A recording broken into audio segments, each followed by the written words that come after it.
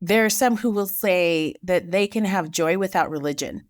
And Elder Uchtdorf acknowledges this is true. This can be true. And then I love this next part. He said, Heavenly Father loves all his children, and he wants all of us to have as much happiness as we can. And so he's filled the world with beautiful, wholesome things that bring us joy. And so I love that he acknowledges the value of those things that are mortal, that bring us great joy. But he also points out that the teachings of Christ are eternal in nature. So their reach and their effect is beyond the time and space of what mortality limits us. We are women who love God and want to use our influence for good. No matter how ordinary we may feel, we each have a powerful purpose in the gospel of Jesus Christ. This is our time to step forward, to love fiercely, to lead boldly, to live happily, to fill the world with his light. Let's do it together on the Magnify podcast. Hey, before we get to the episode, you just heard Kalo a little sneak peek of how she's talking all about joy and the way that Heavenly Father has filled our world with beautiful things to bring us joy. So we want to remind you really quick about Lift Up Your Heart, a Magnify gathering. Before we get on to the episode, we just got back from Plano, where we shared all about the miracle of joy, courage, peace, faith, and hope. And it's not too late for you to go to one of our events. You can register now at magnifythegood.com/events or head to our show notes where we have a link.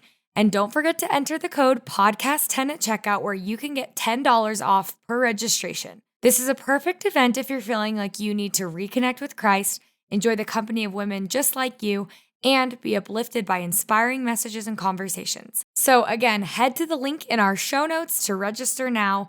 And now on to the episode. Kalo Latu is joining me today, and I'm so excited that you're here. Kalo, how's it going? Great, thank you. How are you? So good. Tell me what has been on your mind about joy and this topic of finding happiness and joy. I love this because I think everyone wants to be happy. I think most people want to be happy. And how to attain that happiness is a big subject, I think, on lots of conversations that are happening around the world. And how do we seek happiness and joy? And it's just thinking about the ways to find that, effective ways and meaningful, lasting ways, and that whole process. I've just been thinking about that, especially with Elder Uchtdorf's talk, and I love the insights that he shared. I know that there was a quote from Elder Uchtdorf that has been resonating with you. What specific quote stood out to you and why? Well, two. The first is Elder Uchtdorf said, we were built for joy. And I love that because I think it can be easy to feel like life is hard and it's heavy, and it can feel like we were built to endure trials. And the gospel of Christ teaches us that while trials are an essential part of our progression, the end goal is joy. And Heavenly Father wants us to be happy. And when I really think about the plan of salvation, that is the end goal of the plan of salvation, eternal joy, right? And so I appreciate that Elder Uchtdorf starts his message that way. We were built for joy. And then he continues with this, and I love this statement for many reasons. But what he said is, there are some who will say that they can have joy without religion. And Elder Uchtdorf acknowledges this is true. This can be true. And then I love this next part. He said, Heavenly Father loves all his children. Not just, this is me, not just the ones who are members of his church, but all his children throughout the world. And he wants all of us to have as much happiness as we can. And so he's filled the world with beautiful, wholesome things that bring us joy.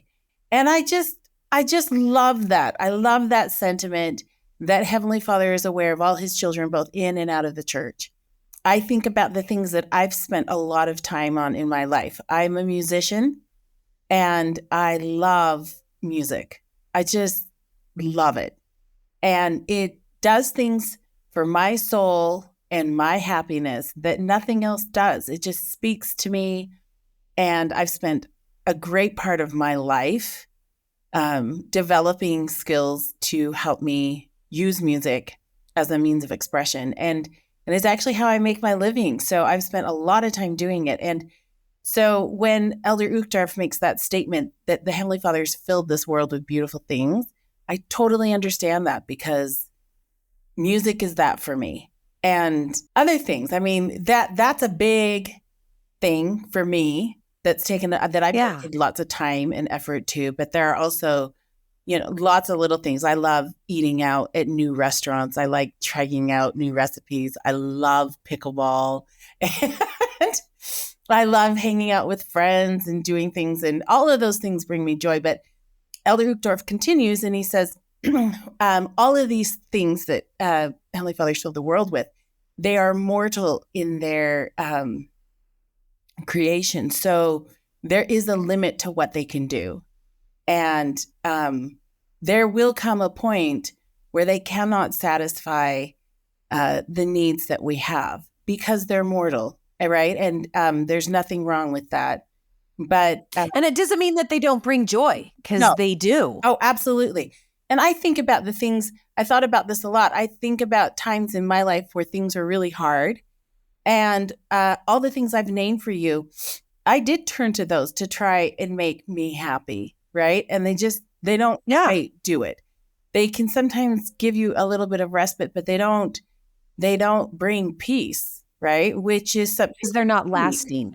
Right. Well, and as Elder Uchtdorf said, they're mortal in their nature, and the teachings of Christ are eternal. And so I love that he acknowledges the value of those things that are mortal, that bring us great joy. But he also points out that the teachings of Christ are eternal in nature. So their reach and their effect is beyond the time and space of what mortality limits us to, right?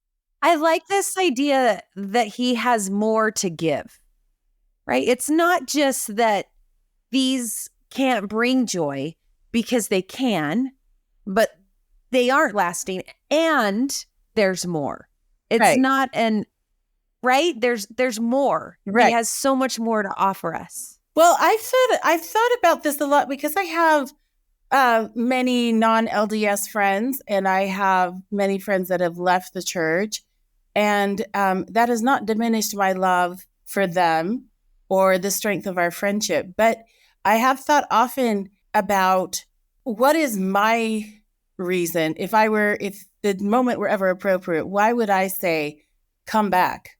This is what I've concluded in my life experience, which may be different in 10 years. So maybe we have this conversation again in 10 years. We'll see how much this has changed. But the trials that we have in life can really affect and color how we view life itself. And then in turn also determine how we act and the choices we make and the life that we have. And not just for this life, for the next. So this, for me, underscores why it's so important to know how to navigate moments of uncertainty and hurt, because it does affect in a very large way what happens from this point on. And that is the value for me of the teachings of Christ, because it teaches us how to both exist in that moment, but after, right? Sometimes we all will have moments in our life that are devastating in the depth of trial it is for us, but also in the effect they have. And we may feel in those moments that we can't have joy. And that's why I say that first statement, we were built for joy. And the teachings of Christ teach us they give us the perspective of how to understand difficult things, right? And how to stand in the midst of all that uncertainty and still feel hope and still feel trust in the existence of a Heavenly Father who knows the bigger plan, and that there is joy at the end of this. And so if you're still suffering, it's not the end, because that's not what Heavenly Father intended for us, right? But if you don't have that perspective, that eternal perspective, I think it can be very hard. And like I said, it can color your life for from that moment on. I also love when he says, contrary to the popular belief that we should seek for an endless sequence of highs, and that is the definition of happiness, the truth of the matter is that God weeps, and therefore we too will weep, right? And that joy and grief are inextricably connected. There's no way to have one without the other. And I find great comfort in that. It's not that you're doing something wrong. Sometimes that's just life. Well, I think sometimes we look at these emotions and we think worry, doubt, fear, anxiety, like those are bad emotions. And they're not bad. They're human emotions. That is part of our journey and our path, that he created both light and dark. So in those moments where we're not okay, Kalo, what helps you hold on to the fact that you were built for joy? I think knowing that it is part of the process, right? There's an analogy that I heard that has always stuck with me, which I think applies in this instance. When I teach music, right? And in one of the articles I was reading, the author made the point that we need to teach each other and teach our students that it is not practical or realistic to think that we'll be good at everything instantly. And just as we wouldn't criticize a baby for not being able to walk without falling, we should not do that with each other as we're learning new skills, right? And I've never forgotten that. And the author also made this point. When the baby takes a couple steps and falls, we cheer the baby on, right? We don't think, oh, something's wrong. Something's wrong with this child. Why is this child not speaking to me in 4 different languages and running, right? We acknowledge the progress that's happening. And I think that I love that the teachings of Christ give me this eternal perspective. There will be times that are just hard. And it's just, it's not, sometimes they come because of foolish decisions we've made. But also, like President Packer said, I remember him saying this, I've never forgotten this. He just said, life is unfair. And I don't know if this does this for anyone else, but for me, it was like this big relief of, oh yeah, that's right. Life is unfair. I just think there must be something I need to learn. And I don't like suffering. So I do spend a lot of time saying, just help me see what it is you want me to learn so we can get through this.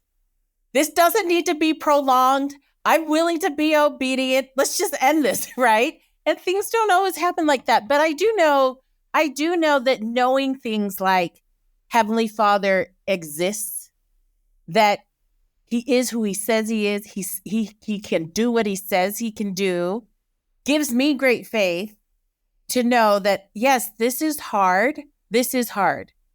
But I trust in Heavenly Father, and I know that I'll come out at the end of this and I'll be fine.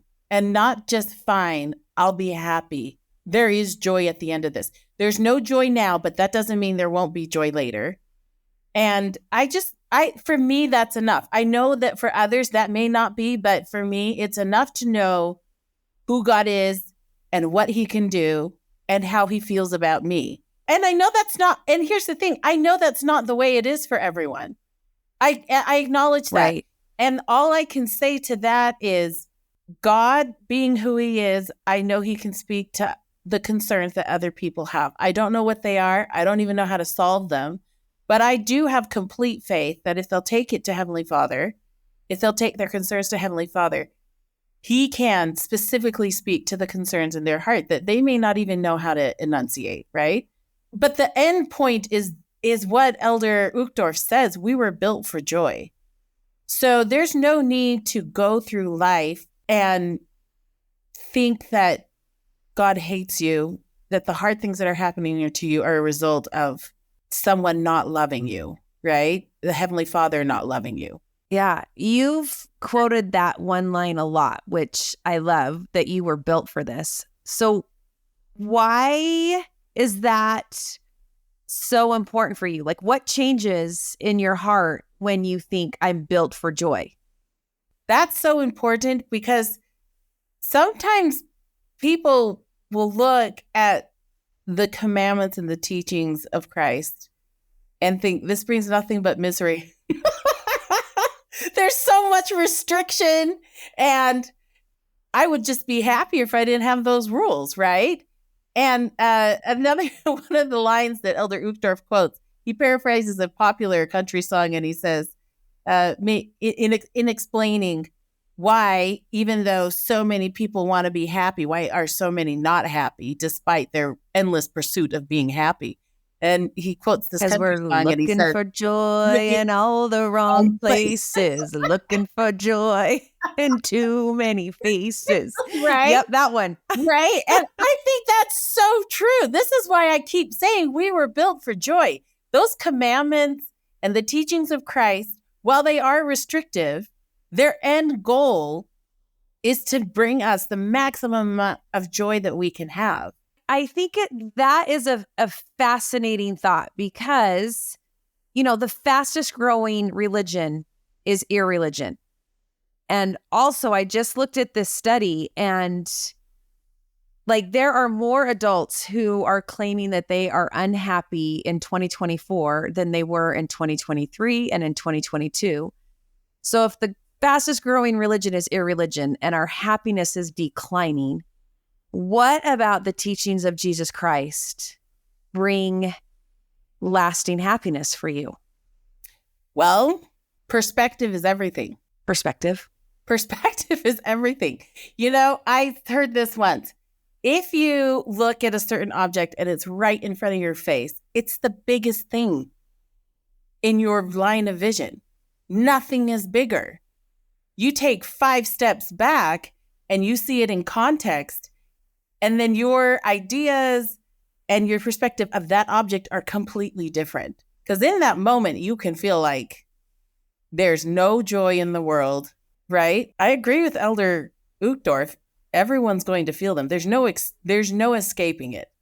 Despite the endless pursuit of highs, right?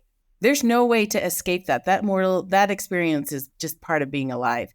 So I think being able to see your experiences in the context of eternity makes it easier. And, Elder Uchtdorf, he names 3 things that will help us find joy, right?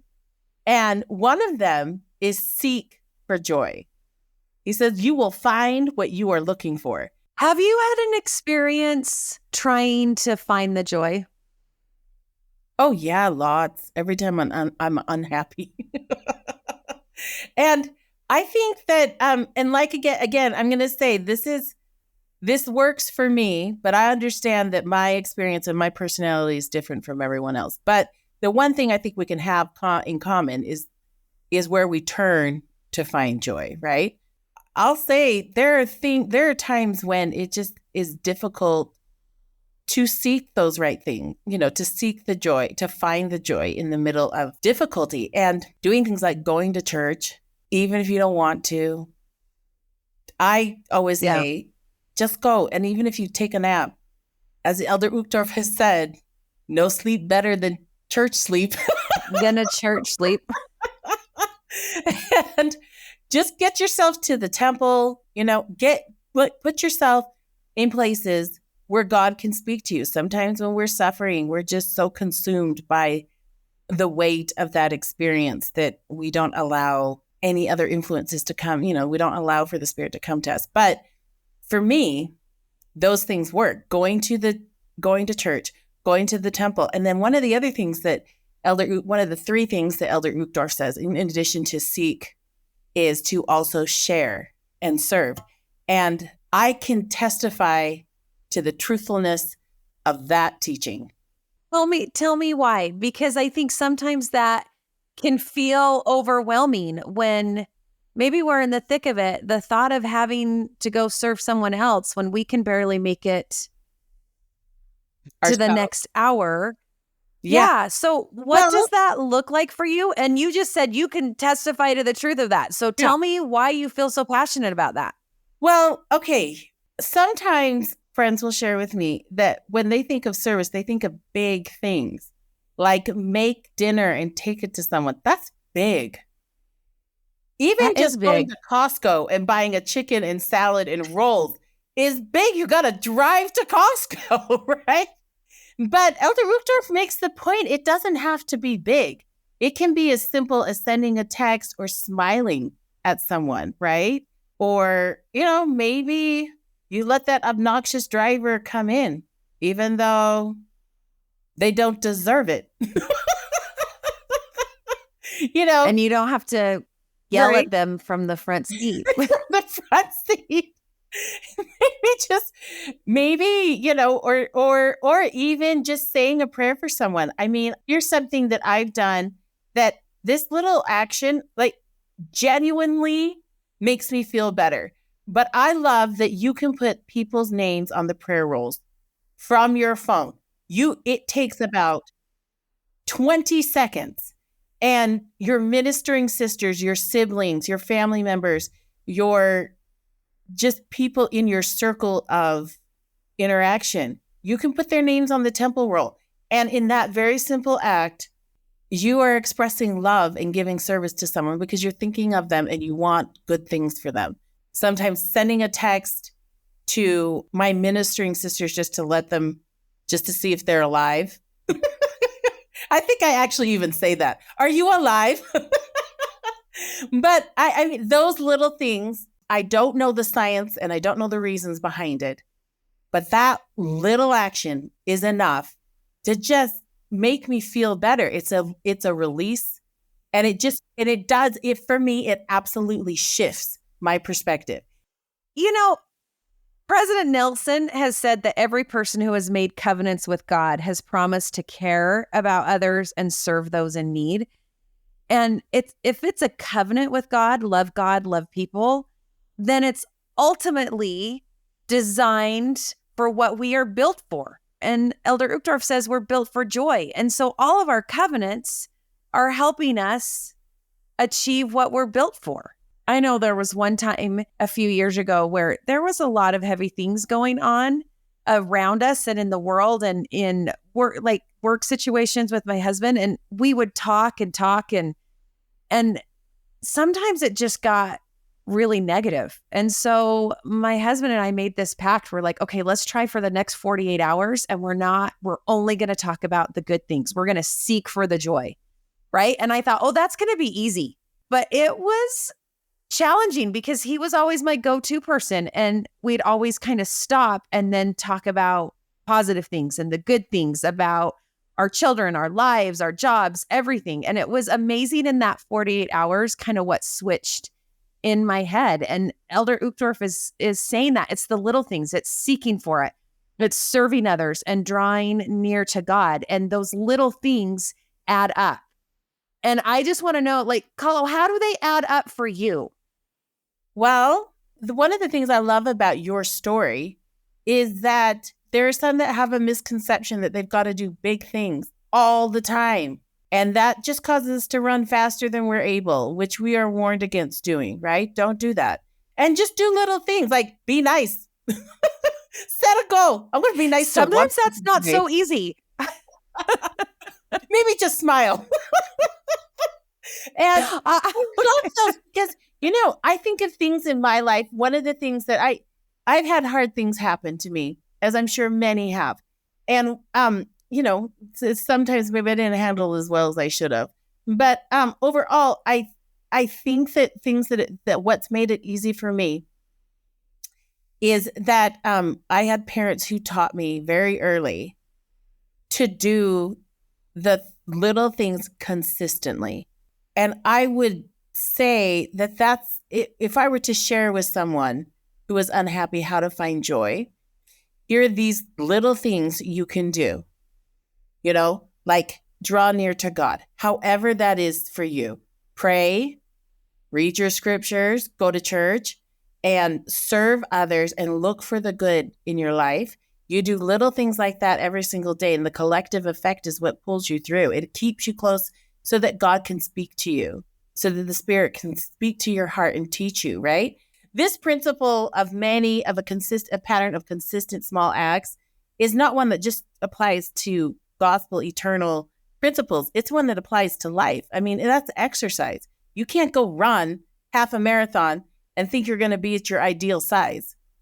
Like no exercising before then, right? It's the collective effect of many consistent efforts over a long period of time that allow you to do the great things in life and find joy. Joy is one of the great things in life.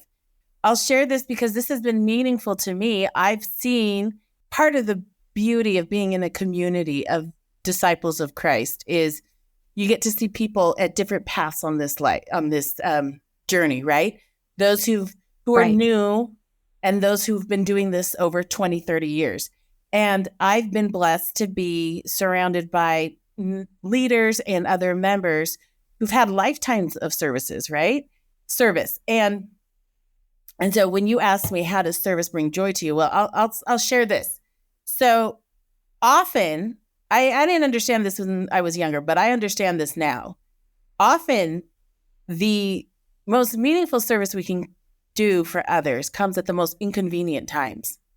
And I remember when I didn't quite understand that. But now that I'm an adult, it's also a principle of parenthood. Right. Like, I think connection comes at inconvenient times. Everything is at an inconvenient time. And I had a ward camp out this last weekend, and I just like camping. I just like having to plan when you're going to go to the bathroom because it's going to take you 10 minutes to get there. I despise that. I despise having to carry big buckets of water from a spigot that's always like downhill from where you need to be. Like I'm a person of convenience, I've discovered. And I had this ward camp out and I knew that we needed to do it. And the night that I needed to go buy all the food, it was a very long day at work. And I had called a woman, she and her husband are serving in my singles ward. And I had called her and asked her if she'd come help me. And she said yes, like no hesitation, just yes. And she showed up and she was happy to see me, but I could tell we were both tired. So we loaded up, we went to Costco. We had two of the big flatbeds, the orange flatbeds. We had piled them high with all the food for this camp out. We got to the checkout and we looked at each other and we said, why did we buy so much food? We got to carry this all into the church now. Like this was just, and we just looked at each other. And you have to load it into your car. Yes. I was so tired. And I remember, and she just said, she's like, Kalo, we can do this. We're going to get a cookie and we're going to do this. I was so grateful because she was someone who has had 40 years of giving service and she knows what the process is and she knows what the end product is at the end of all this service, right? She knows that she's got a lifetime of it. And she was able to teach me, yes, we are going to be tired. We are tired. None of this is going to be pleasant, but it's going to be worth it, right? Okay, fine. If Julie can do this, I can do this. So we loaded up the car and I had these two names come to mind, all these men. And neither one of them I had talked very much in church. But I just sent them a text, and it wasn't a nice text. It wasn't a friendly text. It was do you want to come help me unload my car and put all the stuff in the kitchen for the camp out tomorrow? And it was wild to me that they got right. The one texted me right back. Who texts you right back? No one. And he just said, sure. And the other one said, I'll be there. And we pulled into the parking lot, and these two men were there. And they unloaded the cars for us. They pulled out coolers. They prepared all the food. And I looked at Julie and I said, I think Heavenly Father knows we were at the end of our energy for this type of service. Yeah. Anyway, all of this is to say we were able to get to the camp out and people were so happy. And all of a sudden, I didn't feel all the exhaustion that I had felt the night before as we were getting there. And I just thought, this is what life is about. There are going to be times that are hard. I mean, that happened in the space of 24 hours, but most usually in life, this time span's a little bit longer. It's hard. You need other people. I needed those two men to be there and they came. That's how service works, right? And I was so grateful the next night when we're sitting around the campfire with my bishopric, and the bishop is sharing a gospel message, and the spirit is so strong there. And I just thought, all that work it was necessary, and it was 100% worth it. And those two men, I love them because we needed help and they came. And that's a testament to me that when those opportunities arise for me to give service, that was Heavenly Father telling me, keep going. This is worth it, right? You are where you are supposed to be. Keep going. In, the long arc of life, we will have many short experiences like that where things are difficult, but we just need to keep going. And Heavenly Father will send people who will serve us. He will give us opportunities to serve others, to be that person that comes to help someone in the midst of their trial. And it brought great joy to me. I think those men were happy. They seemed happy. They said hi to me at church the next day. And they were happy at the camp out. But I think that experience and countless others have taught me that service does bring joy. It brings joy to those on the receiving end, but it also brings joy to those on the giving end. So as you've kind of been thinking and studying about joy and how we are built for this, what would be your small and simple challenge for us this week to be able to experience more joy in our lives? Choose joy. That's what I would say. Elder Uchtdorf says, seek it. You will find what you're looking for, right? And I would say choose joy. And by that, I mean choose to walk the path of discipleship, because that's what will bring you joy.